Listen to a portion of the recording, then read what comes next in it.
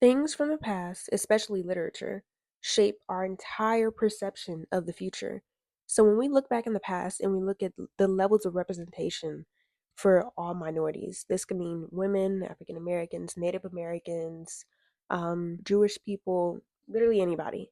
If you look at the representation of minorities in this literature, you kind of see how our society developed. How long we've been having these certain beliefs about certain things without even realizing it. To really talk about it in a deeper level, I want to focus on four specific locations. I want to talk about it in media, entertainment, art, and politics. First, we have to ask ourselves the question, what is literature? According to the Oxford Dictionary, literature is written works, especially those valued for their artistic or intellectual merit, encompassing various forms like novels, poetry, and plays, or the body of writings on a particular subject. Essentially, to dumb it down, literature is any written work that makes an impact.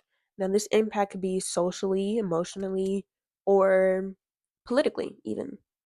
The specific effects that I want to focus on are the creation of stereotypes, the questioning of morals, and the untapped potential of these minorities. First, we're going to talk about stereotypes. I want to focus on minstrel shows to start. Now, if you don't know, a minstrel show was like a comedic reenactment of American stereotypes. This could be for African Americans, Hispanic people, Asian people, literally anybody, just anybody who wasn't white, basically. Now, the first minstrel show was performed in 1830, which is such a long time ago, but all the way in 1830 is where we're getting these stereotypes from. And you'll see how we can kind of connect that to present day, and you realize like how long these stereotypes actually last. Now, a really good example of the result of those minstrel shows and stereotypes from that is actually the creation of Huckleberry Finn. Huckleberry Finn was a book written by Mark Twain in 1884. Now, Huckleberry Finn follows a kid whose name, Huckleberry Finn, who leaves home, runs away, really, he kind of fakes his death, and he escapes, and he ends up meeting up with this slave named Jim, who also escapes. Now, this is where the controversy kind of arises. The portrayal of Jim in Huckleberry Finn has been not well received, let's say. A lot of people said that Mark Twain was completely racist in his depiction of Jim.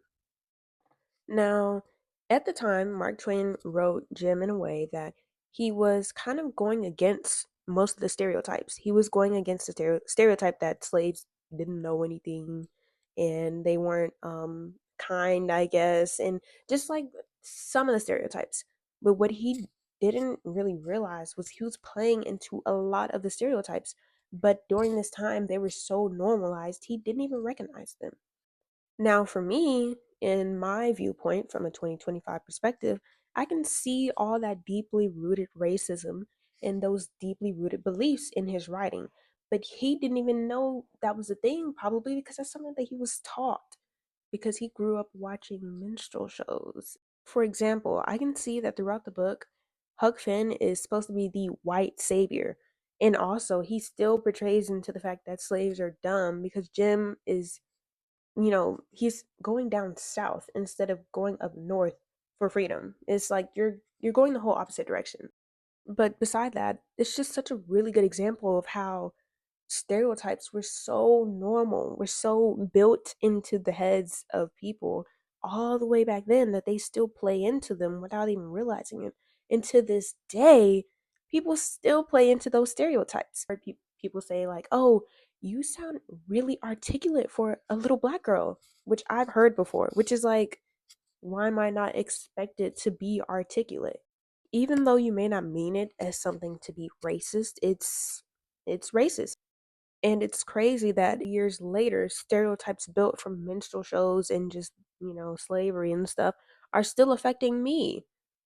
I wasn't born in the 1880s, the 1840s. I was born in the 2000s, and yet I'm still dealing with these same stereotypes. The next thing I want to focus on is the morality of what is being put out there as quote unquote representation. Now, we're still talking about Huck Finn, by the way, but these morals, Twain wasn't really trying to be racist. morally he was thinking that he was going the right direction with showing that a slave can be different and they don't have to be dumb, even though he kind of still, did that.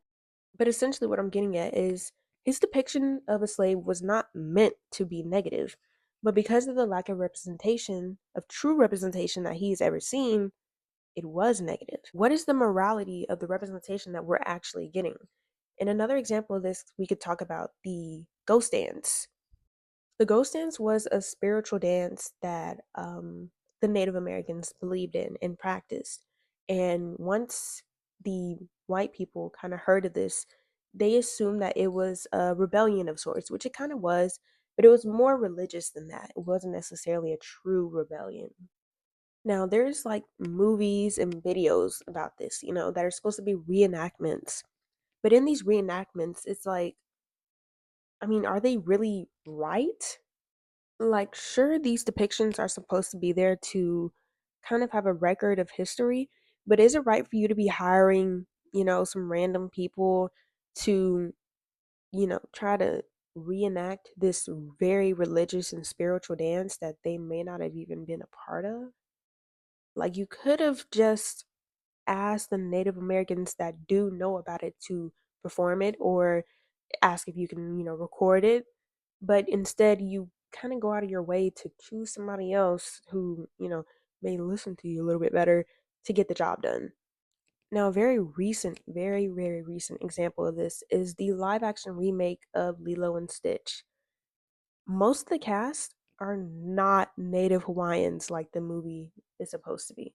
And it's like, okay, so you're choosing this other lady who's very, very light and you're putting on a very deep tan on her to, kind of make her look like she might be native Hawaiian, but she's very obviously not.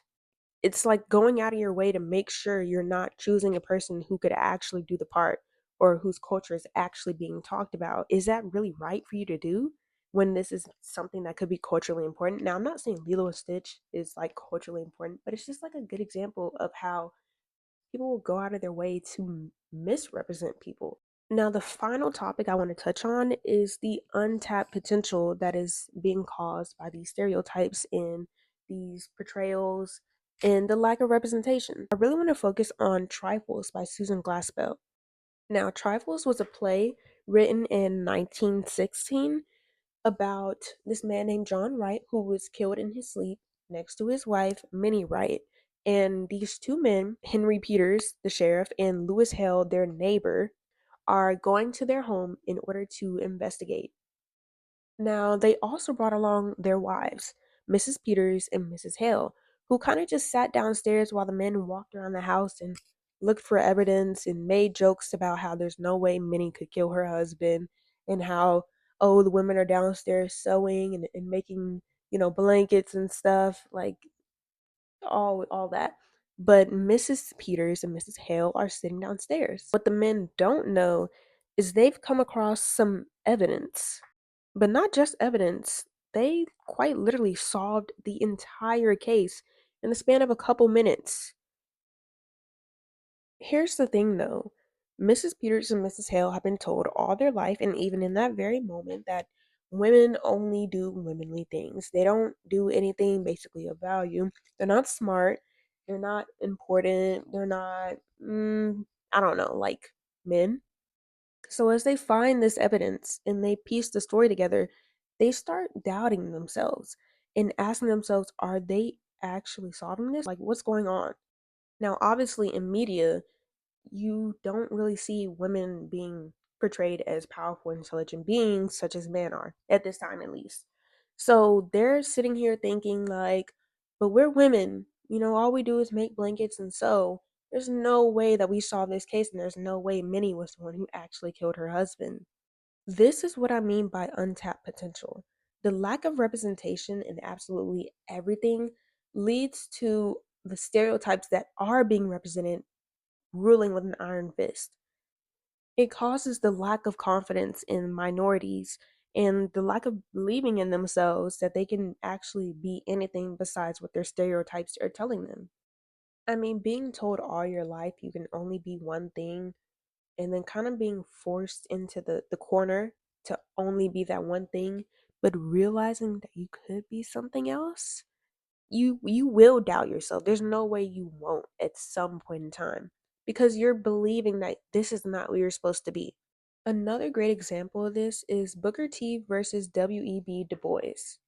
Now, these two men were very important to the Black community, and they both wanted to fight racism, but they had some different ideas on how to do it. Now, being Black, they were both told all their lives, what they can and cannot do. And as both of them kind of grow into being leaders, they're not realizing that all they kind of have to do is work together in order to get to this goal. Even if they have different ways they want to reach it, if they were to work together, a lot of things could work out for them. But even during this time, people were telling them that they can't be this, they can't be that, and they can't both be right.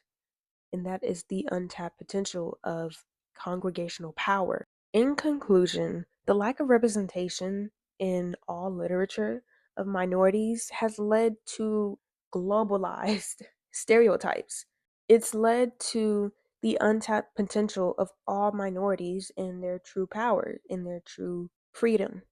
It's also led to some questioning morals that we have amongst ourselves. And it's been doing this for hundreds of years without us really realizing it. This is why representation is so important, and yet it still affects us all the way in 2025. So, yeah, moral of the story, representation matters, guys.